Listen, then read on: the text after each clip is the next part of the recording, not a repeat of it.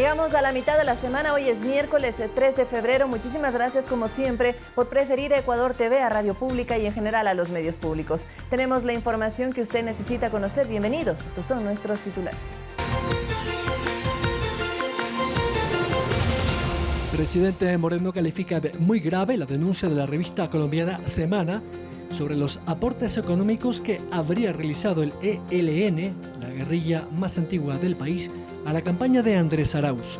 Dijo que no intervendrá en el proceso electoral, pero que espera un pronunciamiento de las autoridades electorales y de la justicia.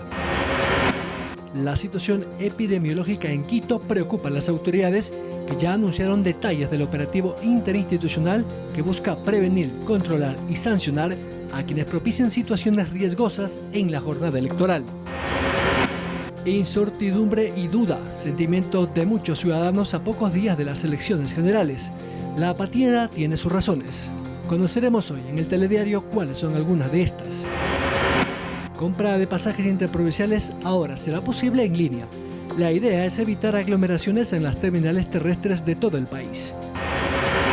En deportes, el Nacional, hundido en la crisis más profunda de su historia, ahora no podrá ni contratar jugadores. Lo más destacado del mundo, la vacuna rusa Sputnik tiene una eficacia del 91.6% frente al COVID en sus manifestaciones sintomáticas, según un análisis de los ensayos clínicos publicados por la revista médica The Lancet y validados por expertos independientes.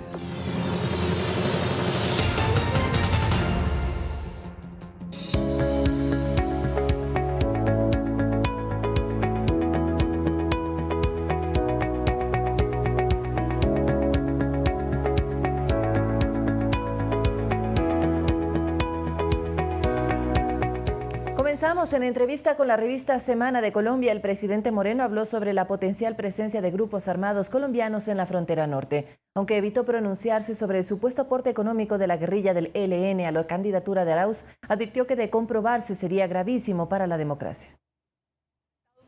La entrevista hecha por la directora general de la revista y dos periodistas más del semanario se basó en las acciones del ELN, cuyos archivos desclasificados del excomandante Uriel dejan en evidencia aportes económicos para la campaña de Andrés Arauz para tener, según dicen las autoridades policiales y de fiscalía colombiana, un aliado en Ecuador para continuar con sus negocios de narcotráfico y el terrorismo en general en la región. Estos explosivos documentos encontrados en el computador de este personaje terrorista, narcotraficante, considerado como vocero del ELN, considerado como canciller del ELN. ¿Cuál es la primera impresión que tiene usted con esta publicación de Semana, presidente Lenín? Son temas que corresponden a las tareas de la función electoral en primera instancia, o a la Fiscalía y a la Justicia en segunda instancia. Ellos serán los que tendrán que derivar acerca de la veracidad y acerca del seguimiento. Entiendo que habrá un proceso para hacer el seguimiento de esta denuncia que se ha hecho. También se habló de los ataques de grupos armados colombianos y que el ejército ha neutralizado en la parte ecuatoriana, según el presidente Moreno. Agregó que en ese pasado, en la época de Correa, había una franja en la que estos grupos ilegales colombianos actuaban con total libertad. Esa franja yo la detecté apenas asumí la presidencia y me di cuenta de la cantidad de mentiras y patrañas, entre muchas otras, que había montado el expresidente Correa. Pero Rafael Correa permitía el narcotráfico por parte de grupos armados ilegales colombianos en el Ecuador. ¿Él permitía esas actividades de narcotráfico, presidente Lenín? Mire, deduzca usted, señor periodista, deduzca usted. Había una franja en la cual transitaban con toda libertad. Además, fueron inutilizados completamente los radares y no se compró ningún tipo de armamento para poder dotar a nuestra policía y a nuestro ejército para que realicen un combate. ¿Usted cree que el expresidente Rafael Correa tiene o tendría vínculos con la guerrilla del ELN y de las FARC? No lo dudo, bajo ninguna circunstancia. Lo que propició siempre, supuestamente, la paz que estaba pregonando, por ejemplo, las FARC. Recuerde usted que inclusive se llamó al ELN para que hagan las negociaciones de paz aquí en el Ecuador. Los informes de las computadoras del ELN cuentan con miles de archivos con las comunicaciones de alias Uriel y en sus reportes a la cúpula militar del Ejército de Liberación Nacional, el grupo terrorista colombiano. El hecho de que el nombre del ELN hoy esté rondando en una campaña política o en la campaña política en Ecuador, ¿le parece grave? ¿Le parece que puede traer consecuencias graves? Independientemente de cualquiera sea la persona a la cual apoyaría un grupo guerrillero y terrorista, pues yo no deja de estremecer. Los primeros análisis de la Fiscalía colombiana arrojan que alias Uriel estaría hablando presuntamente de la campaña de Andrés Arauz del movimiento UNES. Byron Galarza, Ecuador TV. La actual guerrilla colombiana Ejército de Liberación Nacional es un grupo terrorista calificado así por Estados Unidos, Europa y varios países de la región. Vinculados al narcotráfico, extorsión y secuestro, libran una guerra contra el Estado colombiano, sobre todo en la frontera sur limítrofe con Ecuador, donde siembran el terror en las pequeñas poblaciones. Son responsables de matanzas y atentados terroristas de los últimos, como la muerte de una decena de cadetes de la policía en Bogotá, donde murió también una ecuatoriana. El conflicto no ha terminado en la selva del Chocó, en el noroeste de Colombia. Aunque han pasado 55 años desde su levantamiento en armas, el Ejército de Liberación Nacional, o ELN, sigue ahí, sin vencer ni conceder la derrota. Después de la disolución de las FARC, que firmaron la paz en 2016, el ELN es el último grupo rebelde activo en América.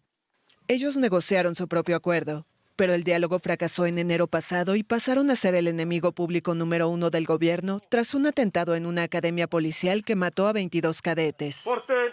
Aunque los bombardeos militares han cercenado sus fuerzas, la nueva generación de líderes sigue reivindicando la guerra abierta contra el Estado colombiano. El conflicto colombiano para largo sí va. Aquí hay guerra para rato. No hay voluntad política de parte del Estado colombiano para que ese conflicto acabe por una forma que no sea a través de las armas. El ELN realizó su primera acción militar en 1965. Un año después de que un puñado de combatientes inspirados en las ideas del Che Guevara y entrenados en Cuba decidiera promover una revolución socialista en Colombia. Actualmente cuenta con unos 2.300 combatientes, un ejército pequeño resistido por la mayoría de los colombianos, que debe hacer frente a los 265.000 efectivos de las fuerzas militares, sin contar la policía. Sobreviven desplazándose a pie o en botes con motores fuera de borda en una selva espesa donde se trafica con madera, cocaína, oro y platino. Se mueven en grupos pequeños y nunca se quedan más de 4 días en el mismo sitio. Según sus cuentas, desde 2012 ha habido 11 bombardeos con 25 muertos y decenas de heridos y mutilados en las filas del Frente de Guerra Occidental. Me hirió y me dio un tiro acá en la cabeza y perdí la vista en ese entonces. Las bombas yo encontraba pues 6 bombas, la última la que me agarró a mí. Me privó de una vez, yo cuando volví, busqué para venir el brazo y nada. La guerrilla cuenta con una extensa red de apoyo en centros urbanos, pero sobre todo sobrevive con los recursos del secuestro, la extorsión y de los narcos y demás traficantes que le pagan el llamado impuesto revolucionario. Las autoridades denuncian el reclutamiento de menores a la fuerza, pero según el ELN, todos son voluntarios y ninguno tiene menos de 16 años. Pero sí ingresan muchos muchachos porque, ¿qué te digo? Ellos ven al ELN como una opción de vida para ellos en la zona. Entonces, esa es la única oportunidad que tienen como de, no sé, de salir adelante. La llegada de nuevos combatientes prolonga la vida de la guerrilla que no está dispuesta a rendirse. La tiranía, Fidel. A una guerrilla se le puede debilitar, se le puede ganar terreno, se le pueden constreñir las zonas, pero a un pueblo en armas nunca se le derrota. En casi 6 décadas, el conflicto colombiano ha dejado más de 8 millones de muertos, desaparecidos, mutilados o desplazados por las acciones de las guerrillas, paramilitares y las fuerzas del Estado. Y el Consejo Nacional Electoral estableció nuevas directrices sobre la ejecución del proceso electoral. La normativa tomó en cuenta las restricciones que mantienen varios países como Panamá, cuyo gobierno no autorizó la jornada de votación del domingo debido a que rige una cuarentena total.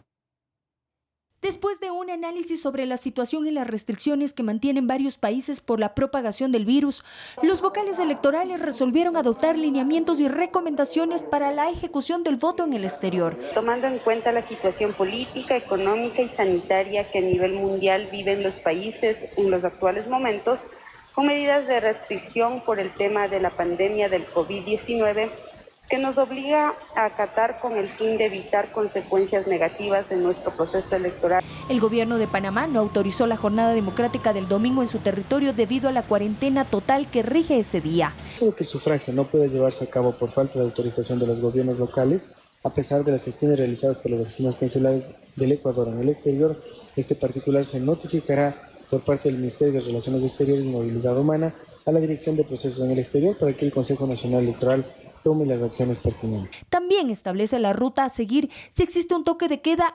Cumplir con el escrutinio de las restricciones y una vez concluida la votación de las oficinas consulares del Ecuador en el exterior deberán remitir los paquetes electorales al CPE del Ecuador para que la Junta Especial del exterior disponga el escrutinio de las mismas. Mientras que las oficinas consulares deberán establecer si se instala una o varias mesas de acuerdo con el aforo permitido y establecido en cada región. Se determina factible que de acuerdo con la realidad de cada localidad, la oficina consular puede establecer que las juntas receptoras del voto se instalen y operen de manera simultánea 2 o más juntas con el personal de una, lo cual permitirá cumplir con el aforo. Cada junta podrá conformarse con 3 personas que expresen de forma voluntaria su deseo de participar y funcionar mínimo con 2. Además, el CNE dispone que los representantes de Ecuador deberán gestionar las acciones necesarias para garantizar la movilidad de los electores. Los consejeros destacaron la aprobación del instrumento que permitirá facilitar el trabajo a las 64 oficinas consulares. Que sean debidamente informadas y sustentadas por consulado, por Cancillería. Es pertinente emitir los lineamientos necesarios para garantizar los derechos de participación de las y los ecuatorianos. Esto mientras que el Instituto Geográfico Militar continúa a 5 días de las elecciones con la impresión de las papeletas de parlamentarios andinos. Hasta este martes alcanzó el 59.42%, 7.788.500 boletas. La empresa integradora ya tiene el 80.8% del material electoral. Valeria Villarroel, Ecuador TV. En Quito sufragarán 1.974.274 ciudadanos en 349 recintos electorales. La situación epidemiológica preocupa a las autoridades de la ciudad y por ello, el operativo interinstitucional para el día de las elecciones combina la prevención, el control y la sanción de las conductas que se pongan un supuesto riesgo para la población.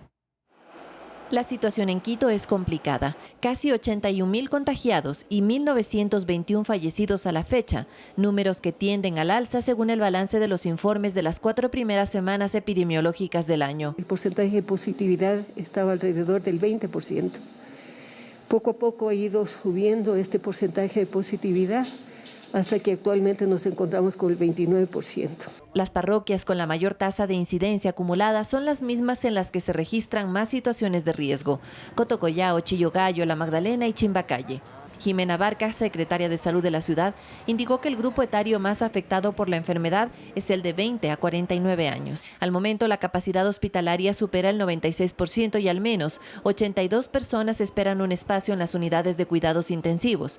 Si no lo encuentran, probablemente fallecerán, advirtió la funcionaria. Con este panorama, la jornada de elecciones preocupa a las autoridades y por ello anunciaron la estrategia para evitar que el virus se siga propagando. Se recomienda conocer previamente el recinto y el número de la junta asignada, no llevar a niños ni adultos mayores al recinto electoral, acoger el horario de votación por cédulas, pares en la mañana, impares en la tarde, guardar la papeleta para emplasticarla en otra ocasión, uso obligatorio de la mascarilla, si es posible, doble. Llevar alcohol antiséptico, llevar esfero propio, desinfectarse las manos luego de votar, evitar consumir alimentos y bebidas en el recinto electoral y permanecer en él el menor tiempo posible. El plan operativo interinstitucional se aplicará en las 9 administraciones zonales, que abarcan a 33 parroquias rurales y 32 urbanas. Control del expendio y consumo de bebidas alcohólicas. Control de ventas informales en el espacio público. Brindar información y guiar a los electores.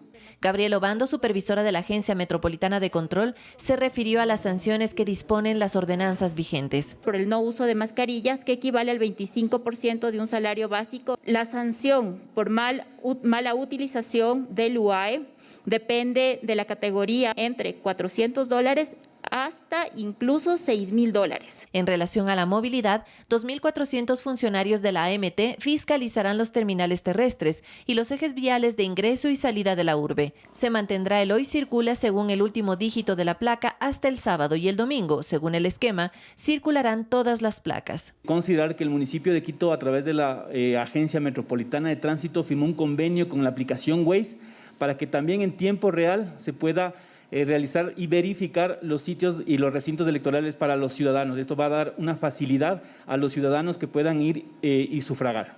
Finalmente, los sistemas de transporte trolebús y ecovía funcionarán normalmente. El servicio estará disponible desde las 5 hasta las 21 horas y los alimentadores hasta las 10 de la noche, respetando el 50% del aforo. Vanessa Hervás, Ecuador TV. Y 24 horas antes de las elecciones generales se cercarán los recintos electorales y estarán prohibidas las actividades comerciales en Manabí. Como medida de prevención también existirá un coordinador de salud en cada recinto. En esta provincia se elegirá a 9 asambleístas. En Manabí existe 1.239.519 ciudadanos habilitados para sufragar en las elecciones generales de este 7 de febrero, donde se elegirá presidente, vicepresidente, asambleístas y parlamentarios andinos.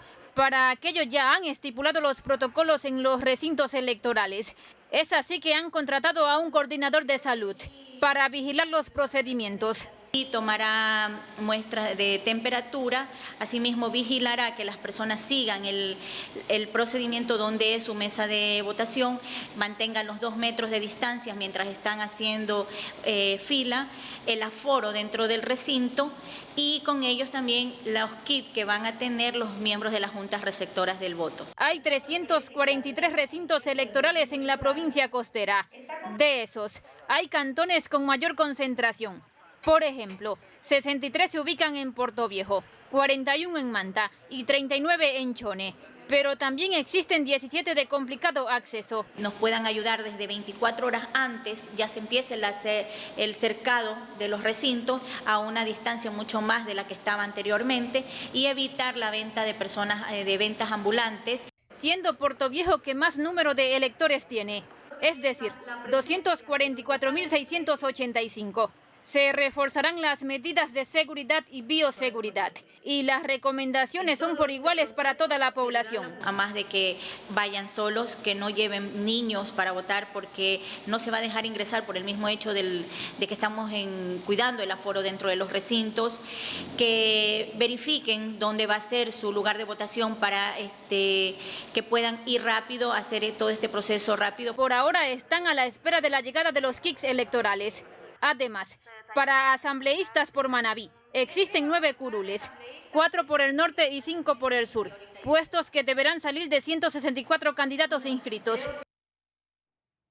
Cuando quedan pocos días para el proceso electoral, todavía hay personas que no deciden su voto. Existe una apatía fundamentada, entre otras cosas, en las consecuencias de la pandemia, pero además en la incertidumbre que generan las propuestas poco argumentadas de los 16 candidatos.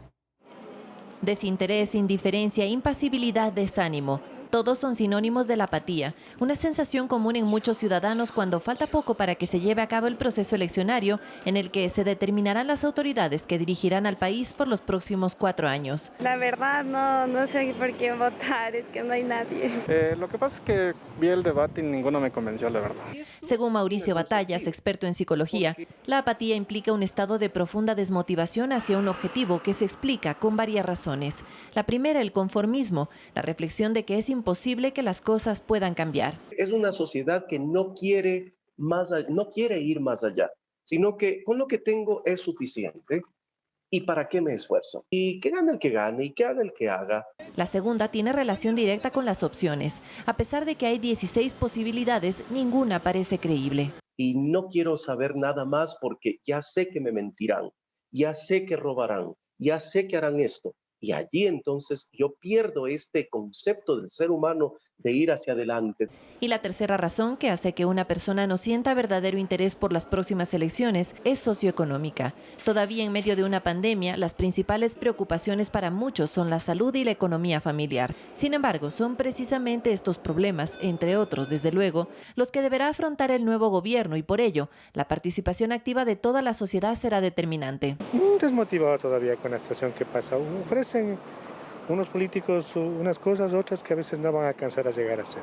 Información proporcionada por Click Research da cuenta de que a medida que se acerca el día cero, más personas toman una decisión.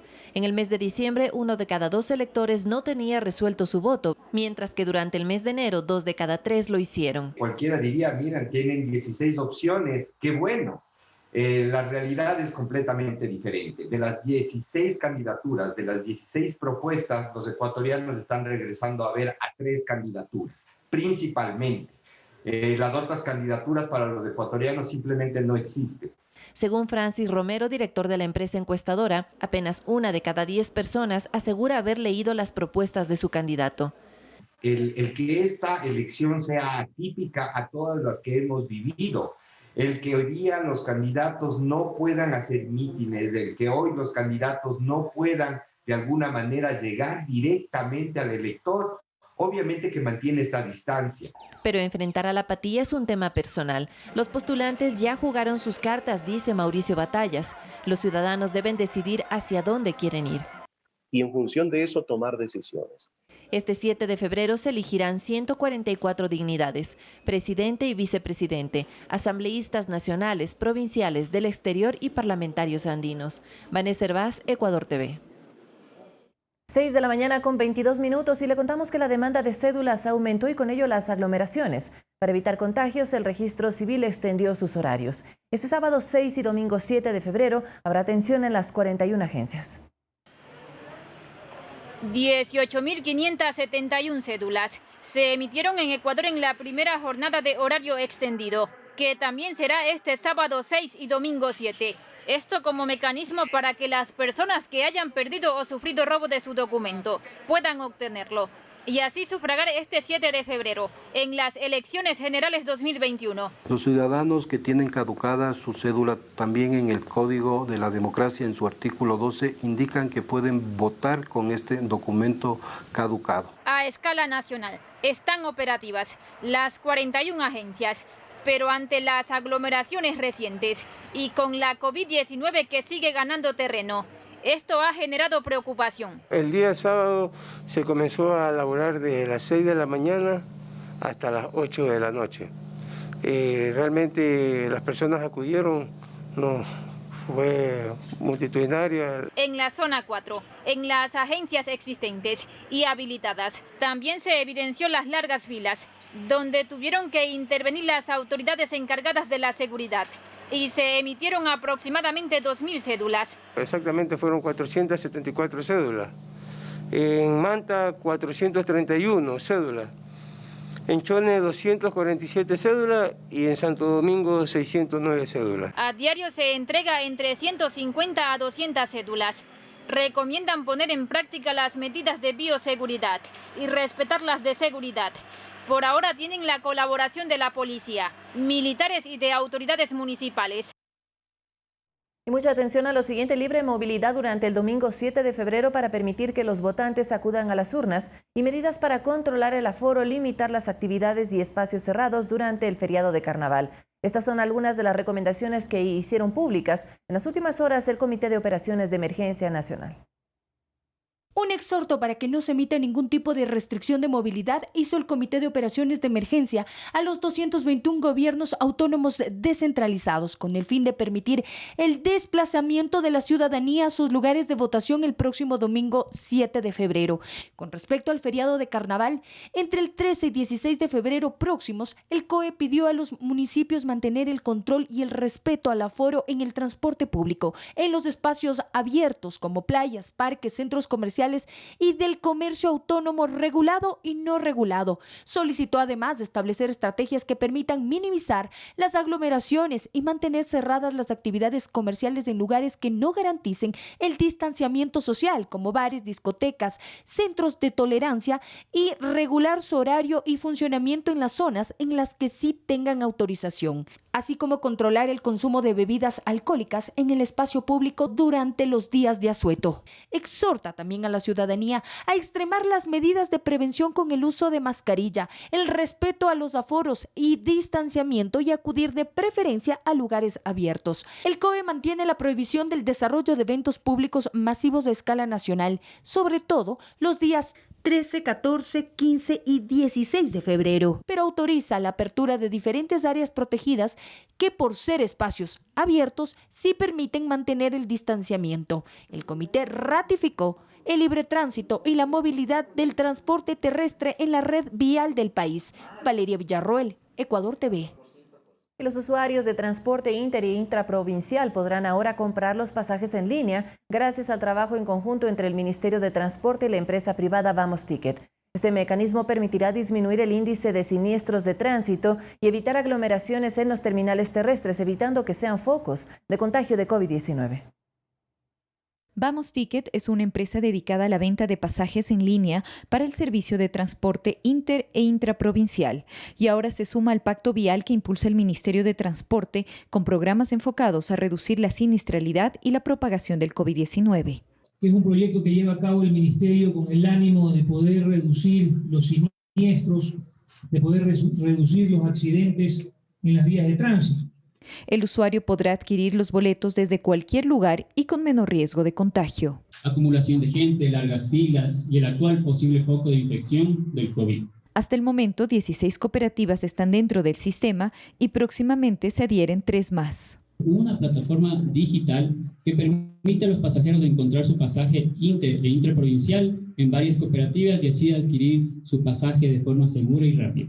Esta herramienta tecnológica permitirá reactivar el transporte, cuya demanda se redujo a causa de la pandemia. Poner la tecnología para evitar que tengan que desplazarse a comprar un ticket, para evitar que tengan que hacer aglomeraciones, filas, tiempos de espera, para poder coger un bus interprovincial y llegar a su destino. El titular de Transporte informó que uno de los objetivos más importantes del Pacto Vial es reducir el índice de siniestros de tránsito. Se pronunció sobre el accidente provocado por el bus de la cooperativa Ambato. Rebasaba de una forma completamente irresponsable a otro bus y ocasionó un accidente que afortunadamente no tuvo consecuencias mortales. Se tomaron acciones, está intervenida, está suspendida esa ruta para esa cooperativa y en estos momentos se están haciendo todas las pericias y todas las investigaciones para determinar sanciones que pueden consistir hasta en la pérdida completa de la ruta para la cooperativa y que el bus deje de trabajar. Según la Agencia Nacional de Tránsito, las rutas y frecuencias Quevedo-Ambato de la Cooperativa de Transporte están suspendidas desde hoy hasta el 17 de febrero. Ana María Suárez, Ecuador TV. Y el concejal Fernando Morales, junto al postulante a la presidencia de la República, César Montúfar, solicitaron a la Fiscalía la vinculación del alcalde de Quito, Jorge Yunda, en la investigación por las presuntas irregularidades en la compra de las primeras 200.000 pruebas de diagnóstico de COVID-19 que adquirió el Cabildo entre marzo y abril de 2020. El contrato estableció la compra de test PCR, pero tras un análisis determinó que no eran. En la causa es también investigado el exsecretario de Salud del Distrito Metropolitano, Lenín Mantilla, quien tiene una orden de prisión preventiva en su contra. Cambiaron las actas de entrega-recepción, es decir, en esta compra de insumos médicos tenía que haber una sola acta de entrega-recepción y aquí tuvieron 2 actas. Se adulteraron aparentemente documentos, entonces se presume que puede haber un fraude procesal, se presume que puede haber un peculado y es lo que estamos justamente pidiendo el día de hoy, la vinculación del alcalde Yunda al ser el responsable, obviamente, por ser la persona que está a la cabeza de la ciudad, responsable político, responsable de todas las acciones administrativas dentro del municipio de Quito.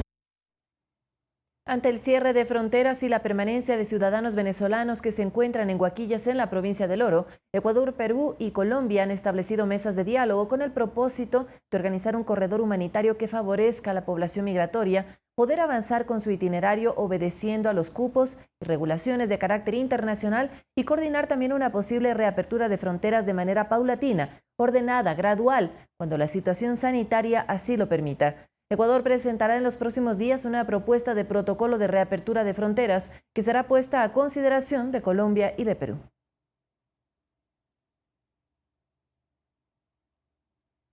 Y el presidente Moreno anunció que enviará a la Asamblea luego del domingo 7 de febrero el proyecto de reformas al Código Monetario y Financiero que busca la protección de la dolarización y poner candados para que el Banco Central no preste dinero al gobierno. Mientras que el Ministerio de Economía y Finanzas, Mauricio Pozo, aseguró que 350 millones de dólares se destinarán para la entrega del bono de protección familiar. Con carácter económico urgente, el Ejecutivo enviará entre lunes y martes el paquete de reformas al Código Monetario y Financiero. Desde la fecha de presentación correrán 30 días para que el Parlamento analice, debata y tome una decisión. Lo que nosotros no queríamos es que bajo ninguna circunstancia la entrega del Código Monetario y Financiero, de las reformas al Código Monetario y Financiero, afecte el tema electoral. Que nadie se aproveche ni en favor ni en contra del tema. El ministro de Economía y Finanzas, Mauricio Pozo, calificó al proyecto como una necesidad para defender la dolarización. Los recursos que están depositados en el Banco Central son recursos de todos los ecuatorianos. Para evitar el mal uso de los mismos, se requiere transparentar la información de esos fondos depositados ahí. Y para ello hay que volver a lo que en un momento existió, que fueron 4 sistemas de balance, donde uno podía identificar claramente que si el Banco Central quería acuñar 50 centavos, había 50 centavos de dólar que respaldaba esa acuñación. Es decir, que el dinero depositado en el Banco Central sea una reserva y no para préstamos al gobierno, y con ello aporte liquidez al sistema. Va a permitir garantizar que esa liquidez que es de todos los ecuatorianos esté ahí para defensa del propio régimen cambiario. Ese es el corazón y para eso hay que hacerle al Banco Central independiente. La normativa es parte de los compromisos adquiridos con el Fondo Monetario Internacional para acceder a más recursos. El jefe de Estado también se refirió al bono de protección familiar. La entrega única de $500 se depositará entre los meses de febrero y marzo. La mitad de los beneficiarios lo recibirán en el primer mes y el resto en el siguiente. Accederán quienes estén registrados en el sistema de seguridad social. Son aproximadamente 570.000 personas y sus familias que se quedaron sin empleo, es decir, aquellas personas que estaban afiliadas al IES, aquellas personas que tenían su empleo regularizado. Son 570.000 personas que recibirán en estos 2 meses, en estos meses, $500 por una sola ocasión. Son 350 millones de dólares que provendrían de los organismos multilaterales y de ajustes al presupuesto general del Estado, según explicó Pozo. Los recursos de los multilaterales son recursos que tienen 2 componentes. Un componente de libre disponibilidad, es decir, el gobierno ecuatoriano decide el uso óptimo de esos fondos. Por ejemplo, los recursos del Fondo Monetario, el 100% de los fondos son para libre disponibilidad. Se refirió al acuerdo internacional con la DFC de Estados Unidos para la entrega de 3.500 millones de dólares con un plazo de 8 años para prepagar la deuda cara e impulsar los proyectos de monetización. Ahí pueden estar, por decir, las antenas de CNT que están listas para vender y se pueden vender porque son activos. Los activos en este sentido pueden utilizar esa figura. Y la concesión de, por ejemplo, la producción del campo Sacha puede ser una de las vías, o el proyecto hidroeléctrico Sopladora también podría ser parte de lo que estamos trabajando. El funcionario puntualizó que el proceso concesionario y la designación de la empresa estaría a cargo de organismos multilaterales como el Banco de Desarrollo de América Latina, el Banco Interamericano de Desarrollo y el Banco Mundial. Algunas tareas quedarán para su sucesor. Que los ecuatorianos exijan libremente a la persona que yo el 24 de mayo pondré la banda presidencial. Reformas en materia laboral, tributaria y de pensiones, aunque ya trabajan en las normativas de mercado de valores y arancelaria. Valeria Villarroel, Ecuador TV. Y la Organización de Estados Americanos destacó el programa de gobierno electrónico que lleva a Ecuador adelante. El organismo hemisférico resaltó los esfuerzos del gobierno nacional a través del Ministerio de Telecomunicaciones por implementar la plataforma de gestión de documentos y trámites ciudadanos en línea. Fue un reconocimiento entregado por el secretario de Asuntos Hemisféricos de la OEA, James Lambert, al ministro de Telecomunicaciones y presidente de la mesa directiva del AC 2022 CEPAL, Andrés Michelena, en el marco de su visita a Estados Unidos con el objetivo de impulsar la inclusión digital a fin de que todos los ciudadanos puedan contribuir y beneficiarse de la economía y sociedad digital. Para incluir a más de 260 millones de personas de América Latina que están excluidas digitalmente. Esto debe ser una prioridad para todos los presidentes de América Latina, de los Estados americanos, con sus ministros, implementar una gran política. El titular de Telecomunicaciones explicó la necesidad de que se adopte una hoja de ruta regional que abarque al menos 3 áreas de manera emergente para evitar que la exclusión se profundice al igual que la pobreza. El acceso a las nuevas tecnologías con infraestructura y precios asequibles, alfabetización digital que asegure la educación básica. En ese sentido, hizo un llamado a la reorientación de recursos públicos y privados. Bueno, existen básicamente en el sector cerca de 145.000 millones de dólares. De esos 145.000 millones de dólares, del 60% está en los recursos fiscales, en las arcas fiscales.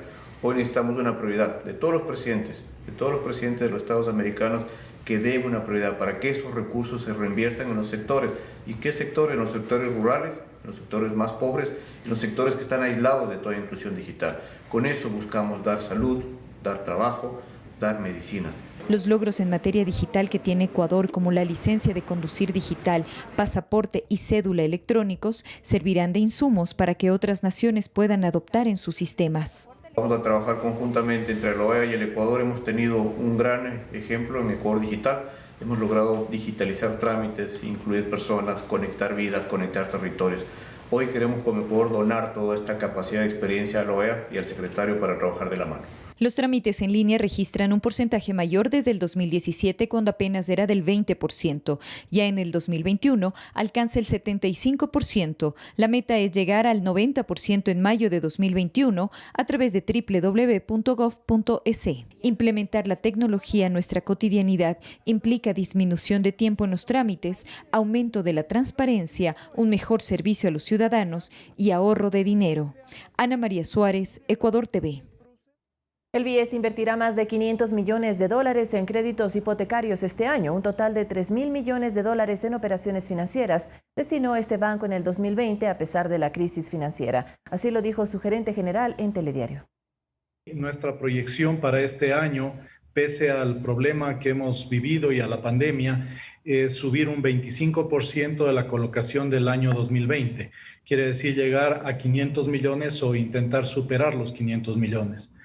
Esa es una buena noticia para todos los afiliados que están con interés de sacar un crédito hipotecario. Son 397 millones de dólares que se colocaron en hipotecarios, pero 2.740 millones fueron colocados en quirografarios y alrededor de 85 millones en prendarios. Si la industria de la construcción desea mayor inversión, por lo menos proveniente del BIES, fuera de los 500 millones que estamos identificando como alternativa de inversión para este año en temas de créditos hipotecarios, podrían acceder a más recursos, ¿verdad?, con emisiones en mercado de valores. Pero son los constructores los que tienen que decidir si van, se califican en riesgo y hacen emisiones de obligaciones, de títulos valores o de cualquier documento que pueda ser transado vía mercado de valores.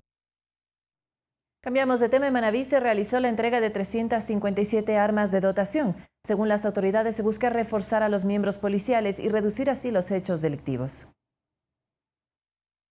Todo inició con una ceremonia. Se trató de la entrega de armas de dotación a miembros de la policía de la subzona Manabí número 13. Hoy 357 armas tipo pistola, marca Glock, de cuarta generación. Todos los compañeros policías ya tienen su arma de fuego para poder operar sin ningún tipo de novedad. Ellos tienen su capacitación, tienen su preparación para darle uso siempre bajo los principios de legalidad, necesidad y proporcionalidad, respetando siempre los derechos humanos. El Estado ecuatoriano habría invertido unos $3 millones para comprar 8.424 armas tipo pistolas, según reveló Buen Año. Con esto buscan reducir los hechos violentos. Uno de los más recientes, cerrando enero, un ataque a bala en Manta. La víctima, un ciudadano con antecedentes por tráfico y delincuencia organizada. A decir de Julio Miño, son eventos selectivos. Estos ciudadanos también que para nosotros son sicarios que ahora ya están poniendo muy en ejecución estos actos violentos que se lo hacen motocicletas, que son un vehículo de fácil movilidad para ellos poder escapar del lugar de los hechos. Enero cerró con 15 muertes violentas en la provincia de Manabí, 7 más que las registradas en 2020. Y esto preocupa a las autoridades a cargo de la seguridad. Y Daniel Salcedo, investigado por varios casos de corrupción durante la pandemia de la COVID-19, enfrenta un nuevo proceso por lavado de activos. El Tribunal de la Provincia de El Oro fijó fecha para su juzgamiento para el próximo 22 de febrero por no justificar el origen de $3 millones. Este caso se abrió por los más de $47.000 que fueron encontrados a su hermano Noé Salcedo en la frontera sur, un día después del accidente de avioneta ocurrido en Tumbes, Perú. Además de Daniel y Noé Salcedo Bonilla, se juzgará a 6 empresas relacionadas. Salcedo permanece en el Centro de Rehabilitación Social Regional de Cotopaxi en La Tacunga y pesa en su contra una condena de 4 años de prisión por fraude procesal. Más noticias, un eventual juicio en las Cortes Internacionales podría enfrentar el Estado ecuatoriano si los accionistas de la empresa Yente Oil que opera en el campo Singue consideran un perjuicio por el juicio que enfrentaron. Según el abogado patrocinador de la apoderada Silvana Pastor, se habría demostrado que no hubo perjuicio para el Estado. La esencia del delito de peculado es la confirmación de la existencia de un perjuicio para el Estado. Y que en este caso, en el desarrollo del juicio, hubo varios funcionarios públicos que comparecieron a la audiencia en calidad de testigos y declararon que el Estado no se había perjudicado, sino que al contrario había recibido beneficios importantes.